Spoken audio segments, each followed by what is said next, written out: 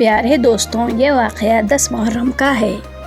اللہ کے پیارے رسول محمد مصطفیٰ صلی اللہ علیہ وآلہ وسلم بار بار امام حسین کو بلند کر کے یہ بتاتے تھے، دنیا والوں، یہ حسین مجھ سے ہے اور میں اس حسین سے ہوں۔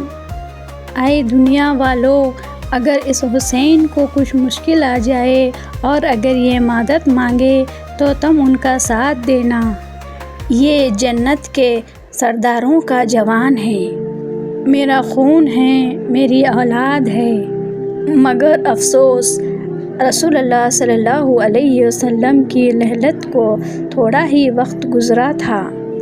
ایک طرف کربلا کے میدان میں کئیوں لاکھ کا مجموعہ تھا اور دوسری طرف وہ حسین جو اللہ کے رسول اپنے کاندھوں پر سوار کرتے تھے۔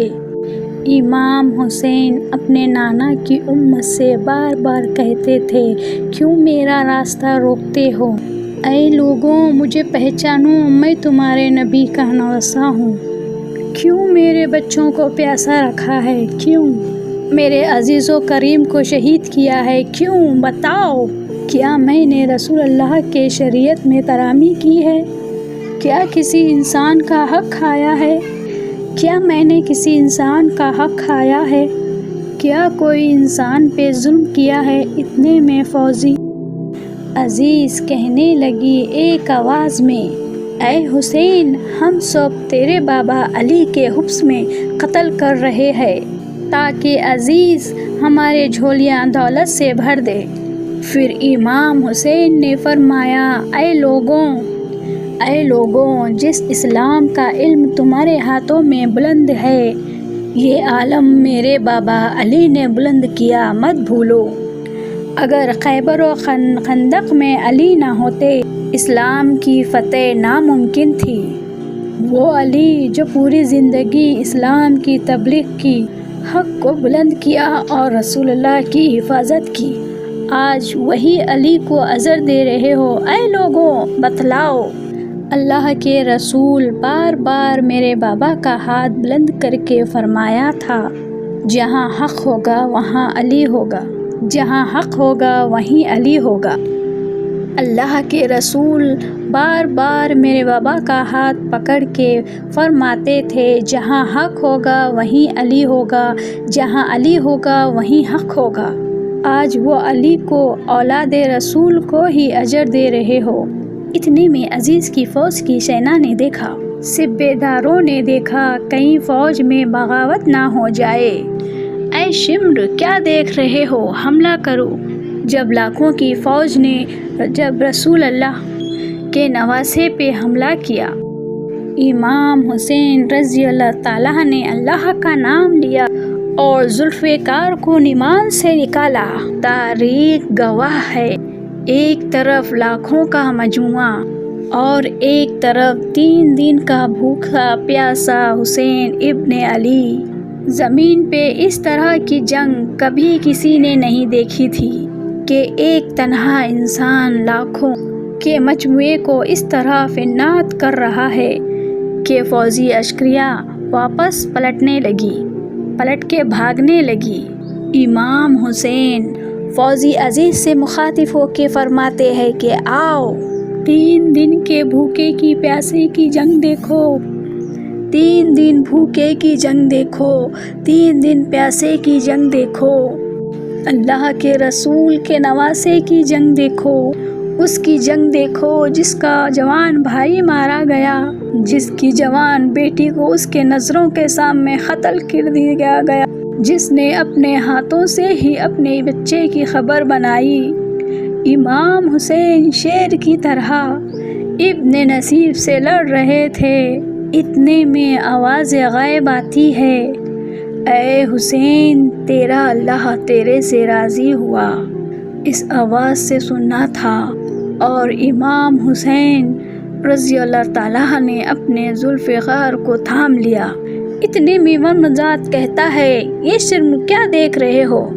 یہ علی کا شیر ہے، اس کو مات دینا ناممکن ہے۔ جاؤ، خیموں کو آگ لگا دو۔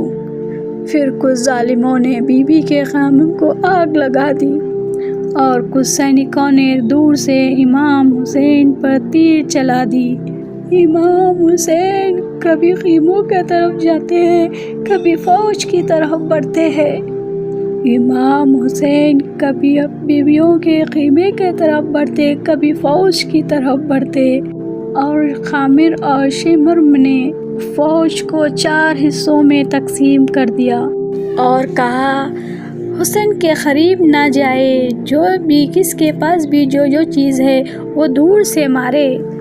جس کے پاس میدہ تھا اس نے میدے سے مارا، جس کے پاس تیر تھا اس نے تیر سے مارا، جس کے پاس ورجیاں تھے وہ ورجیاں مارنے لگا، جس کے پاس تاریخ نے لکھا، جس کے پاس مارنے کے لیے کچھ نہ تھا، اس نے کربلا کی مٹی اٹھا کر امام حسین کی طرف پھینکنے لگا، اور امام حسین کے مبارک جسم پہ ہزاروں زخم لگتے گئے۔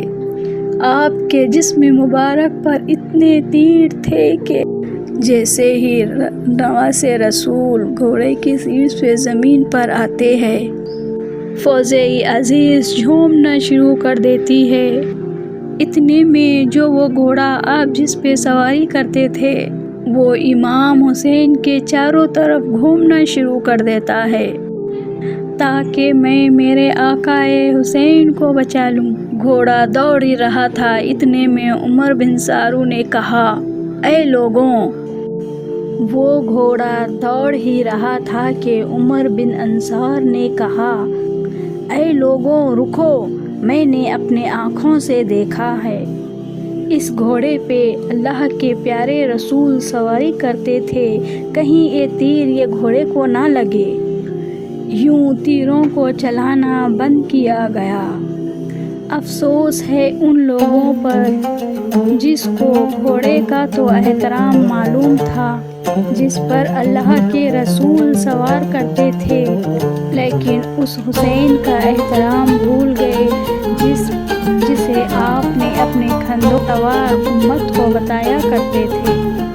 اور بس امام حسین کربلا کے زمین پہ اپنا سر رکھ کے اللہ کا شکر کر رہے تھے اور وہاں فوجی عزیز کے کچھ مختلف سپاہی امام حسین کا سر کاٹنے کے لیے قریب آتے ہیں۔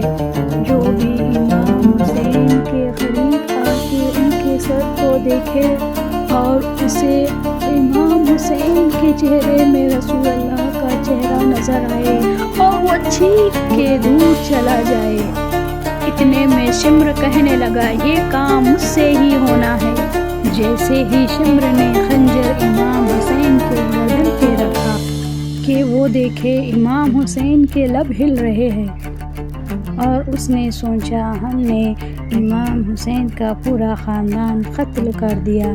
3 دن تک ہم نے ان کے بچوں کو پیاسا رکھا، شاید حسین نے ہمیں بددعا دے رہے ہوں گے کہ اس نے سننے کے لیے اپنے کان خرید کرے کہ سنے کہ امام حسین اللہ کے دربار میں اللہ کے نعمتوں کا شکر کر رہے ہیں۔ اے اللہ تیرا شکر ہے، یہ عظیم امتحان کے لیے تم نے حسین کو سنا ہے۔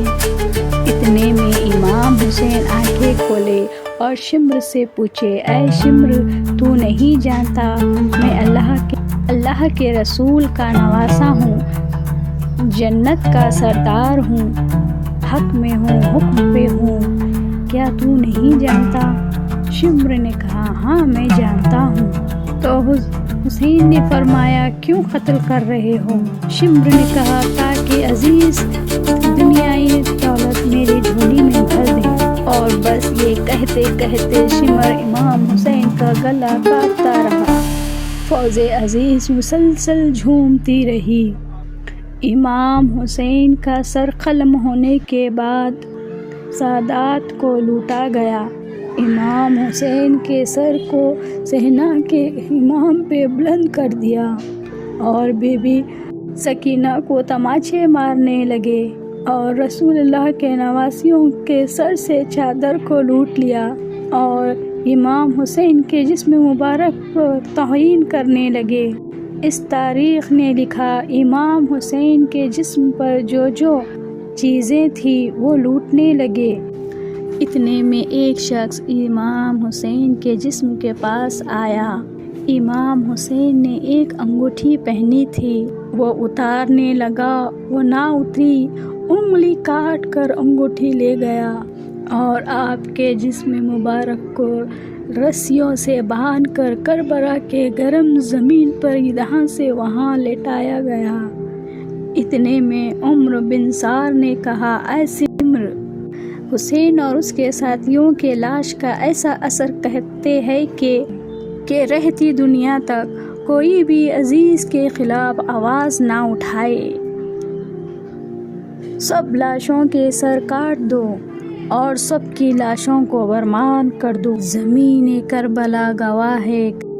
قبیلہ اٹھ کے آتا ہے اور کہتا ہے، حر کی لاش کو ہم قبال نہیں ہونے دیں گے۔ اور تبھی بی بی ام لال کا قبیلہ آ کے کہتا ہے کہ ہم علی اکبر کا لاشا پامال نہیں ہونے دیں گے۔ کہیں بی بی رباب کے قبیل کے لوگ آ کے کہتے ہیں، ہم علی اصغر کے لاش کا پامال نہیں ہونے دیں گے۔ ایک ایک شہید ہونے والی لاش پامال ہونے کی جگہ سے ہٹائی گئی۔ تاریخ گواہ ہے، صرف رسول اللہ کا نواسہ کربلا کے گرم زمین پر پڑا رہا اور مغرب کے گھوڑے مشرق کی طرف، مشرق کے گھوڑے مغرب کی طرف دوڑتے رہے اور امام حسین کا جسم پامال ہوتا رہا۔ امام جعفر صادق علیہ السلام فرماتے ہیں، میرا سلام جس پر میرے غریب دادا، جس کی لاش کو اس طرح پامال کیا گیا، جس کی دائیں پھسلی بائیں طرف، بائیں پھسلی دائیں طرف چلی گئی، جن کا سینہ بائیں طرف خشک ہو گیا، اس میرے دادا کو سلام جس کے جسم کے ٹکڑے کربلا کے زمین پر پھینکا گیا۔ سلام میرے اس دادا پر